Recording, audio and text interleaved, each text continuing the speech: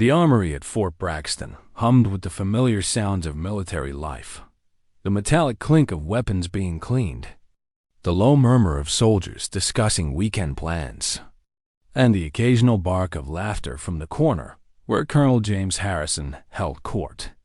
At 52, Harrison was a walking monument to old-school military tradition, his chest decorated with ribbons from 3 combat deployments, and his reputation built on an unwavering belief that some things never changed. One of those things, in his mind, was that certain weapons belonged in certain hands. Staff Sergeant Maya Chen pushed through the heavy steel doors at precisely 1,400 hours, her boots clicking against the polished concrete floor with military precision. At 5'4" and 125 pounds, she cut a sharp figure in her pressed SCUs. But in a room full of battle-hardened soldiers, she might as well have been invisible. The conversations continued around her as she made her way toward the weapons cage, where Sergeant First Class Rodriguez was cataloging inventory. "Rodriguez," she said, her voice carrying the quiet authority of someone accustomed to being heard the first time. "I need to check out a Barrett M82 and one for tomorrow's long-range qualification." Rodriguez looked up from his clipboard, his eyebrows rising slightly. The Barrett .50 caliber sniper rifle wasn't exactly standard issue for staff sergeants in the logistics corps. "You sure about that, Sergeant? That's some serious hardware. Maybe you want to start with something a little more." "The Barrett," Chen repeated, her tone unchanged. "I've already cleared it with range control." From across the room, Colonel Harrison's voice boomed over the conversation. "Did someone just say Barrett?" His chair scraped against the floor as he stood, his considerable frame casting a shadow over the group of junior officers who had been hanging on his every word. "Who's asking for my baby?" The armory fell silent as Harrison approached, his boots echoing with the authority of 28 years of service. Behind him trailed his usual entourage, Major Phillips, Captain Morrison, and Lieutenant Baker, all of whom wore the same expression of barely contained amusement as they watched the scene unfold. "That would be me, sir," Chen said, turning to face the colonel with her shoulders squared and her chin raised just enough to show respect without submission. Harrison's eyes swept over her, taking in everything from her spotless uniform to the logistics branch insignia on her collar. A slow smile spread across his weathered face, the kind of smile that had preceded countless humiliations for soldiers who had overestimated their abilities.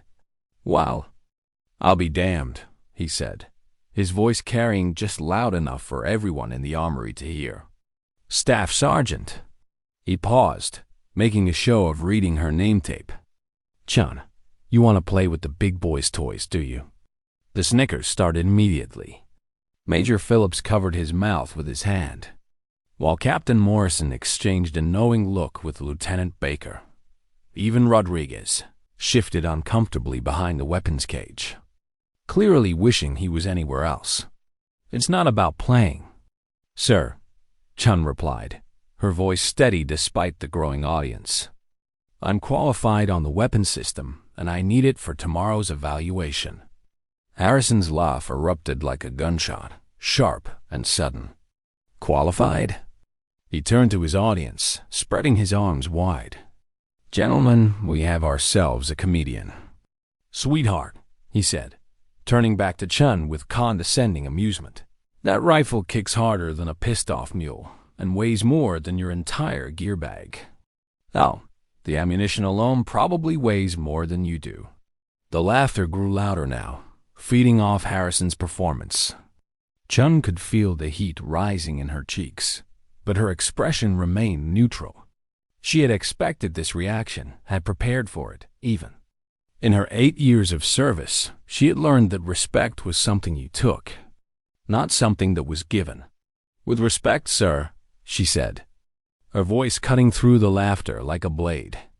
"I've made confirmed kills at 1,847 meters with inferior equipment." The armory went dead silent. Harrison's smile faltered for just a moment, his eyes narrowing as he studied Chun's face for any sign of deception. The claim was bold, impossibly bold for someone wearing logistics insignia. Long-range precision shooting was the domain of elite snipers, not supply sergeants. Is that so? Harrison said slowly, his voice dropping to a dangerous whisper. And where exactly did you acquire this supposed expertise, Staff Sergeant? 3 tours in Afghanistan, sir. Designated marksman with the 173rd Airborne before I transferred to logistics. Chun's words were clipped, professional, but there was steel underneath. My longest confirmed kill was a Taliban commander at 1,847 meters, using an M24 with hand-loaded ammunition. The silence stretched on, thick with tension. Harrison could feel his audience watching, waiting to see how he would respond to this unexpected challenge to his authority. He had built his reputation on being the toughest, most uncompromising officer on the base, and he wasn't about to let some logistics sergeant undermine that. Prove it, he said finally, the words coming out like a challenge thrown down at high noon. You want my Barrett? Fine, but when you fail, and you will fail, you're done asking for equipment above your pay grade. You'll go back to counting inventory and pushing papers where you belong. Chun's jaw tightened almost imperceptibly, the only sign that Harrison's words had found their mark. But when she spoke, her voice was calm, controlled, deadly serious. And when I succeed, sir, I want your personal recommendation for Scout Sniper School. The audacity of the statement hit the room like a physical force. Scout Sniper School was the pinnacle of military marksmanship training, reserved for the absolute elite. The idea that a logistics sergeant would even dream of attending was laughable, except Chun wasn't laughing. Harrison stared at her for a long moment, his mind racing. He could back down, make some excuse about regulations or safety protocols, but that would make him look weak in front of his men. And weakness was something James Harrison had never tolerated in himself or others. You've got balls. I'll give you that, he said finally, extending his hand. Deal, but I'm setting the terms. 2,000 meters, standard target, 1 shot. Miss, and you're back to supply runs for the rest of your career. Chun took his hand without hesitation, her grip firm and steady. Deal, sir. But I have one condition of my own. Harrison's eyebrows rose. You're hardly in a position to make conditions, Sergeant.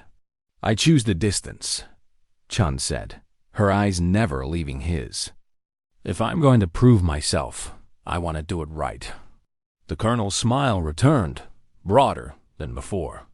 Fine by me. How far do you want to embarrass yourself? Chun paused, as if considering the question carefully. In reality, she had known the answer before she walked into the armory. She had been planning this moment for months, waiting for the right opportunity, the right conditions, the right audience. 3,200 meters. Sir, the words hung in the air like a death sentence. Even Harrison's cronies stopped smiling. 3,200 meters was beyond extreme long range. It was the realm of legend. The kind of shot that separated the truly elite from everyone else. Harrison's handshake tightened, his eyes boring into Chun's with newfound intensity. You're either the best damn sniper I've never heard of, or you're completely insane. Chun's smile was small, almost invisible, but it was there. I guess we'll find out tomorrow, sir. As their hands separated, sealing a bet that would change everything, neither of them realized that the real game was just beginning. The news spread through Fort Braxton like wildfire in dry grass.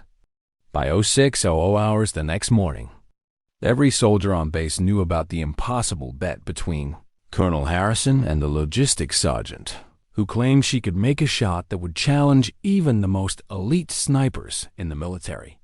What they didn't know was that Maya Chen had been orchestrating this moment for the better part of 6 months. Chen arrived at the range complex before dawn, her breath visible in the crisp morning air as she carried her personal equipment bag toward Range 7, the long-distance facility that stretched across nearly 4 miles of North Carolina wilderness. The rangemaster, Master Sergeant William Bull Thompson, was already there, setting up the meteorological station with the kind of methodical precision that came from 30 years of military service. "Morning, Bull," Chen said, setting down her bag near the firing line. Thompson had been expecting her. She'd been coming to the range every morning for weeks. Always before official hours. Always with that same worn notebook clutched in her hand. "Chen," Thompson nodded, not looking up from his instruments. "You sure about this? I've seen a lot of hotshots come through here, and 3,200 meters. That's not just shooting. That's damn near artillery work." Chen pulled out her notebook, its pages filled with months of meticulous data collection. Weather patterns, wind speeds, barometric pressure readings, temperature fluctuations all recorded at different times of day, in different seasons, under different atmospheric conditions. She had been studying this range like a scientist studying a lab experiment. "Bull, what's the longest confirmed kill shot in military history?" she asked, flipping through pages of calculations. "Craig Harrison, British Army, 2,475 meters in Afghanistan, 2009. Thompson replied automatically. "But that was with a .338 Lapua Magnum. Perfect conditions, and more luck than skill if you ask me. And the longest shot ever made on this range." Thompson paused in his work, finally looking up at her. "That would be Gunnery Sergeant Martinez, 3 years ago. 3,187 meters with a Barrett M107. Took him 17 attempts, and he only made it once." He studied her face carefully. "You're not just trying to beat the range record, are you? You're going for something bigger." Chen's smile was enigmatic. "I'm going for respect, Bull. And sometimes respect requires doing the impossible." What Thompson didn't know, what nobody knew except Chen herself, was that she had been planning this confrontation with Harrison for months. She had studied his patterns, his personality, his weaknesses. Harrison was a man who thrived on being the alpha, the unquestioned authority on all things military. His ego was both his greatest strength and his most exploitable vulnerability. Chen had deliberately cultivated her image as a quiet logistics sergeant, keeping her combat experience buried in personnel files that Harrison had never bothered to read. She had watched him humiliate other soldiers who had dared to challenge his authority, and she had learned from their mistakes.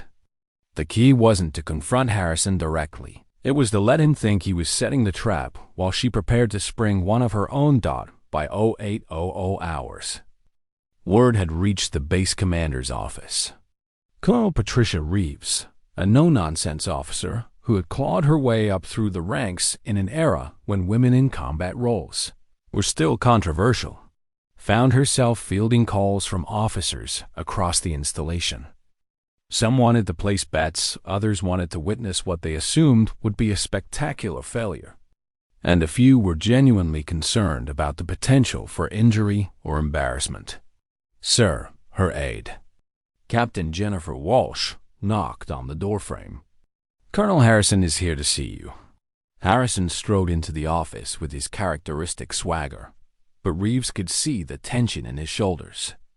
Word of the bet had reached higher headquarters, and questions were being asked about why a senior officer was engaging in what some were calling a publicity stunt. "Jim," Reeves said without looking up from her paperwork, "please tell me you haven't lost your mind." "Pat, it's under control," Harrison replied, settling into the chair across from her desk. "This sergeant thinks she's Annie Oakley, and I'm going to show her and everyone else that there are limits to what people can achieve just by wanting it badly enough." Reeves finally looked up, her gray eyes sharp with intelligence and concern. "Have you actually looked at her service record?" Harrison's pause was telling. "She's logistics, Pat. Supply and transportation. Whatever she thinks she did in Afghanistan. 3 bronze stars. 2, with V device for valor. Reeves interrupted, reading from a file on her desk. Army Commendation Medal with V device. Combat Action Badge. Expert Infantryman Badge. And according to her unit citations, she was attached to Special Operations Task Force North for 18 months as a designated marksman. She closed the file and fixed Harrison with a stare that could melt steel. Jim, you might have just challenged one of the most decorated soldiers on this base to do exactly what she was trained to do. The color drained from Harrison's face. That's not possible. She's been pushing papers for 2 years. People transfer for all kinds of reasons, Reeves said quietly. Maybe you should have asked before you assumed. Meanwhile, back at the range, Chen was conducting her final preparations with the methodical precision of a surgeon preparing for a complex operation. She had requested the Barrett MA-2A, one with the longest barrel available, along with match-grade ammunition that she had personally inspected for consistency. Every cartridge had been weighed, measured, and sorted according to specifications that would make a Bencherist competitor proud. The crowd was beginning to gather. First a trickle of curious soldiers, then a steady stream as word continued to spread. By 0900 hours, there were nearly 200 people assembled at the range, including several officers who had driven over from neighboring installations. Someone had set up a betting pool, with odds heavily favoring Chun's failure. The smart money was on her, not even coming close, but Chun wasn't paying attention to the crowd. She was focused on the wind flags positioned at intervals down the range, watching the subtle patterns that revealed the invisible rivers of air that would carry her bullet to its target. She had studied these patterns for months, learning to read the landscape like a book written in a language only she understood. Sergeant Chen, a voice called out behind her. She turned to see Lieutenant Colonel Sarah Mitchell, the base's senior intelligence officer, approaching with a small group of observers. Mind if we ask you a few questions?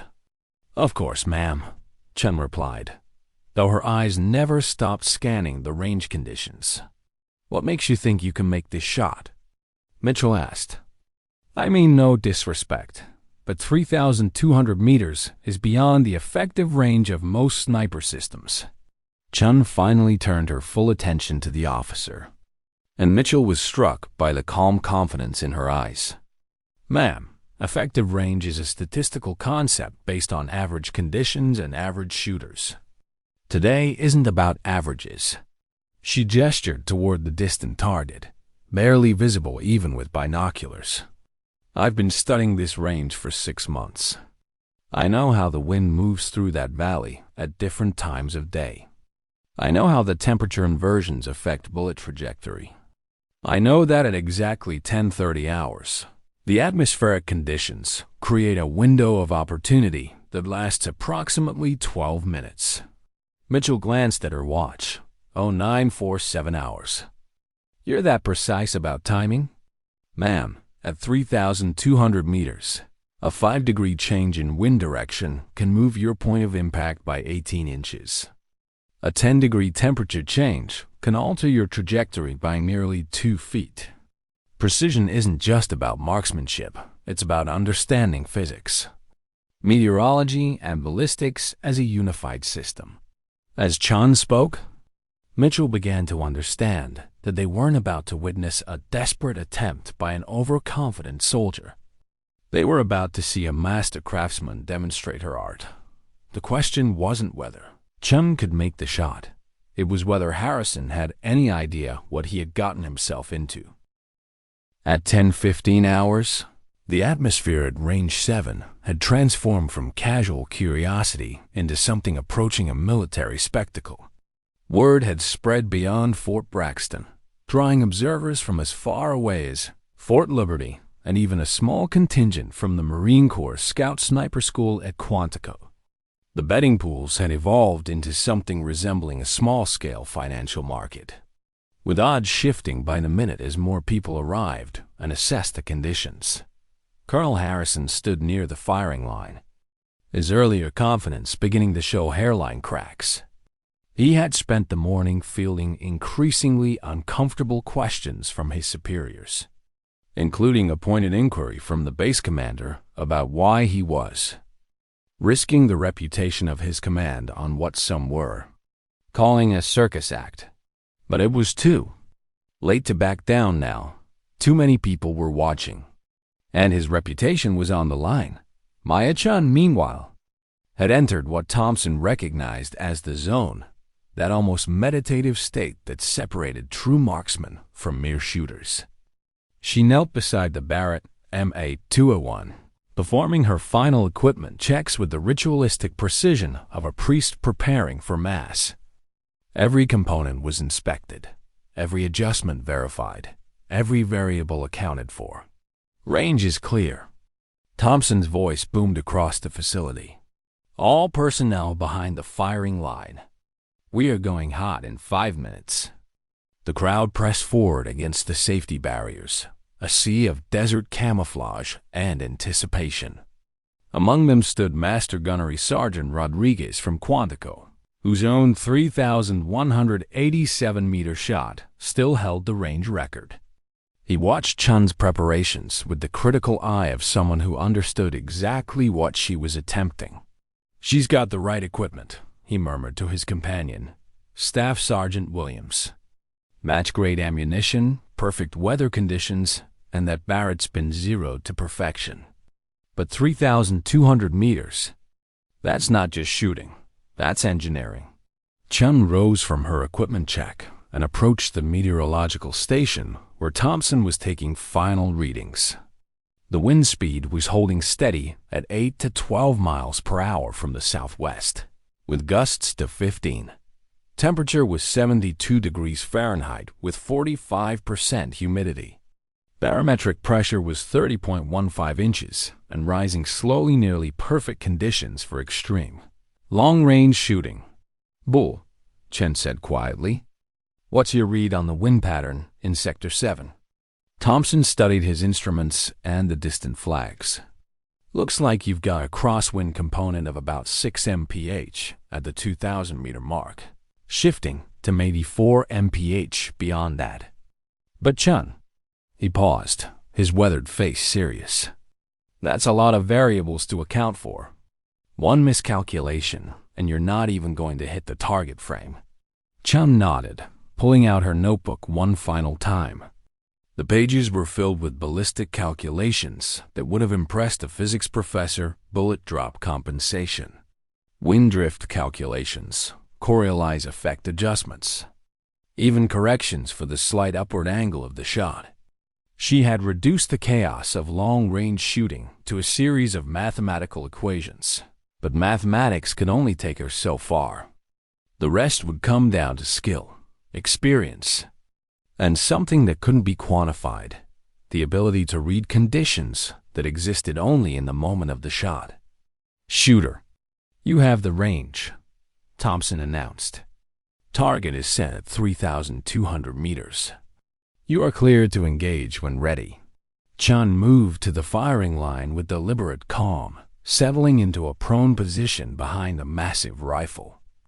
The Barrett MA-201 was a beast of a weapon. 29 pounds of steel and precision engineering, designed to reach out and touch targets at distances that defied common sense. Its .50 caliber projectile would leave the muzzle at nearly 2,800 feet per second, but by the time it reached the target, it would have dropped nearly 400 inches and drifted several feet in the crosswind. The crowd fell silent as beasties. Chun adjusted her position, finding that perfect balance between stability and comfort that would allow her to maintain her sight picture through the rifle's considerable recoil. Through her scope, the target appeared as little more than a distant speck, wavering slightly in the heat mirage that rose from the sun-warmed earth. But something was wrong. Chun had been monitoring the wind conditions for the past hour, and the pattern she had been counting on was beginning to shift. The flags at the 1,500-meter mark were showing a slight change in direction, and the atmospheric pressure was rising faster than predicted. The window of opportunity she had calculated was closing. "Come on, Sergeant," someone in the crowd called out. "We don't have all day." Chen ignored the comment. Her attention focused entirely on reading the invisible currents of air that would determine the fate of her shot. She could feel Harrison's eyes on her, could sense the growing impatience of the crowd, but she forced herself to wait. Patience was the sniper's greatest virtue, the ability to remain motionless for hours, waiting for the perfect moment when all variables aligned. Lieutenant Colonel Mitchell, watching from the observation area, found herself holding her breath. She had seen enough combat to recognize the difference between bravado and genuine competence, and everything about Chen's demeanor suggested the latter. The way she held the rifle, the methodical nature of her preparations, the calm focus in her eyes. This was someone who had done this before, under conditions far more stressful than a ranged demonstration. "She's waiting for something," Mitchell murmured to the officer beside her. "Waiting for what?" Captain Morrison asked. "The wind's not that bad." "She's waiting for the wind to be perfect," Rodriguez interjected, having overheard the conversation. "That 3,200 meters, not that bad, can mean a complete miss. She needs everything to line up exactly right." Chen continued to wait, her breathing slow and controlled, her finger resting lightly on the trigger guard. Through her scope, she watched the grass at various distances, reading the subtle signs that revealed the wind's true behavior. The flags told part of the story, but the real information came from observing how the vegetation moved at different ranges, creating a three-dimensional map of the air currents between her position and the target. Then she saw at a brief moment when the wind patterns aligned, creating what snipers called a wind window. The flags at 1,000 meters dropped to nearly still, while those at 2,000 meters showed a consistent left-to-right flow. It was a corridor of predictable air movement that would last perhaps 10 seconds. Chen's breathing slowed to the rhythm she had practiced thousands of times. Inhale, exhale, inhale, exhale, then hold at the natural respiratory pause where her body was most stable. Her finger moved to the trigger, applying pressure with the steady increase of someone who had learned to shoot. Between heartbeats, the Barrett's report was thunderous, a concussive blast that seemed to shake the very ground. The muzzle brake redirected the gases with violent efficiency, kicking up dust and debris in a spectacular display of controlled violence. Chen absorbed the recoil with practiced ease, her body moving with the rifle rather than fighting against it, maintaining her sight picture even as the massive weapon bucked against her shoulder. The bullet began its journey through space, a 750-grain projectile carrying kinetic energy that could penetrate armor plating. For the first 1,000 meters, it flew true and straight, but then physics began to assert its dominance. Gravity pulled the bullet earthward, while air resistance slowed its progress. The crosswind pushed it sideways, and the Coriolis effect, the rotation of the Earth itself, added its own subtle influence to the projectile's path. 4 seconds. That's how long it took for the bullet to travel 3,200 meters. 4 seconds during which Chen remained motionless behind her scope, watching and waiting. 4 seconds during which 200 people held their breath, waiting to see if the impossible had become possible.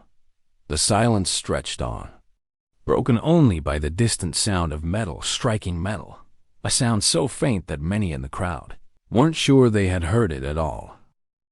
The silence that followed the distant metallic ping stretched for what felt like an eternity.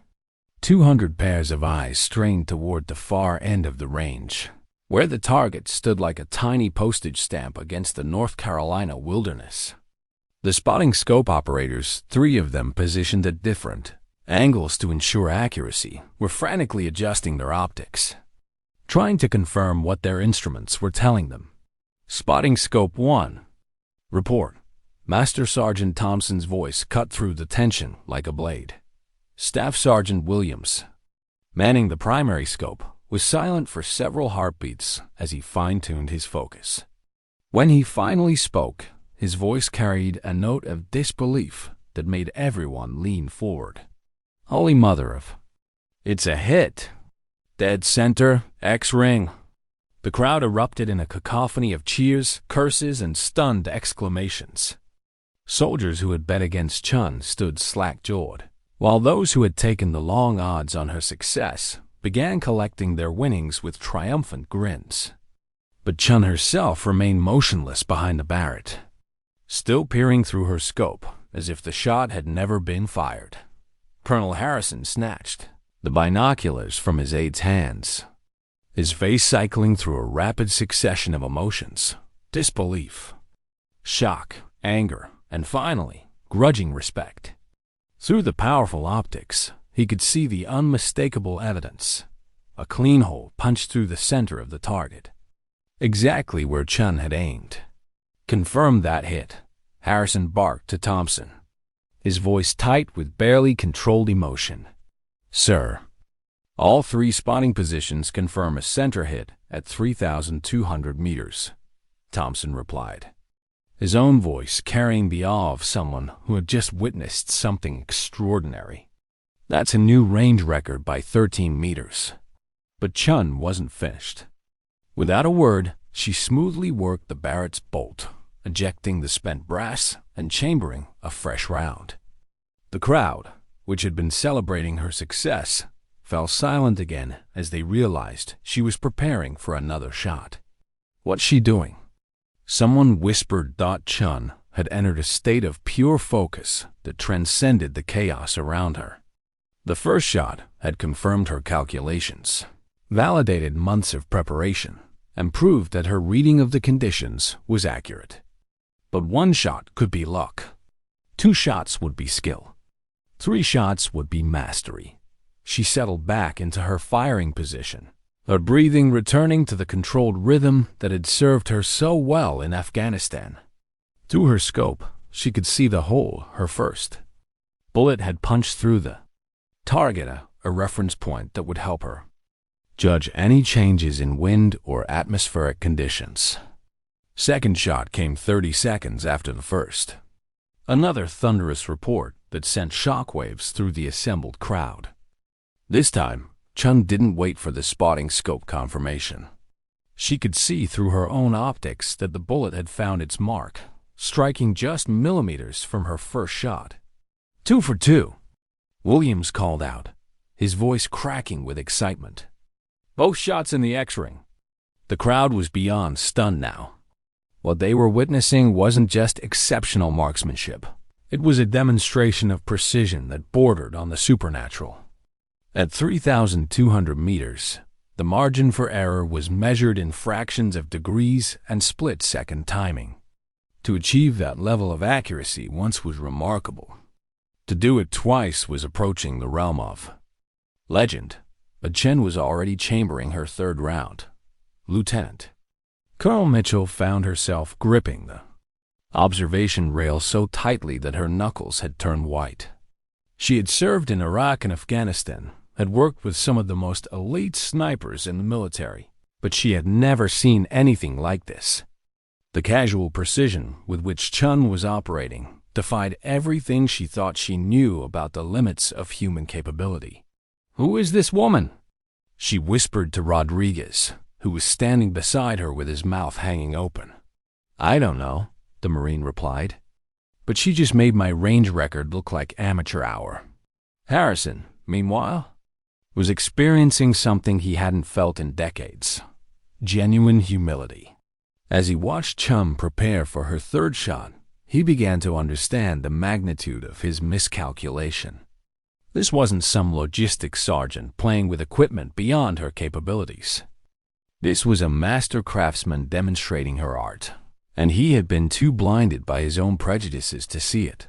The 3rd shot came with the same methodical precision as the first 2. Chan's fingers squeezed the trigger with the steady pressure of someone who had internalized the rhythm of long range, shooting until it became as natural as breathing. The Barrett roared its defiance at physics and probability, sending another 750-grain messenger toward the distant target. 3 for 3. William shouted, his voice now hoarse with excitement. All 3 shots within a 2-inch group at 3,200 meters. The crowd's reaction was beyond celebration. Now it was reverence. Soldiers who had been joking and placing bets just minutes earlier stood in stunned silence, trying to process what they had just witnessed.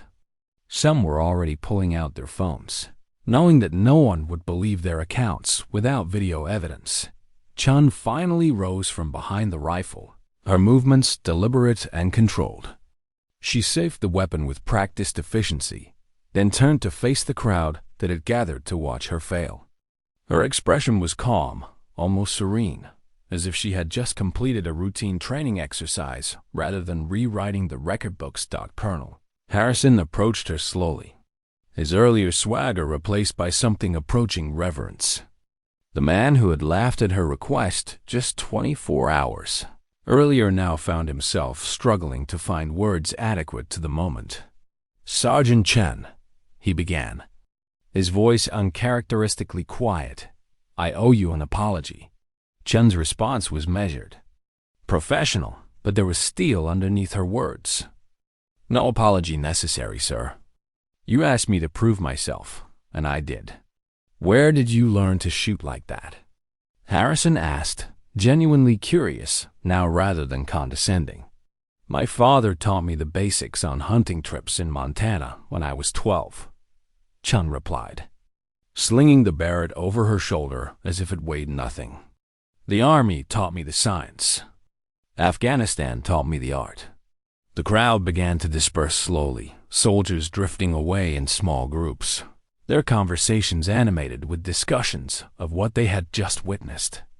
But the core group of observers, the officers, the range staff, the serious shooters remained, still trying to process the implications of Chen's performance.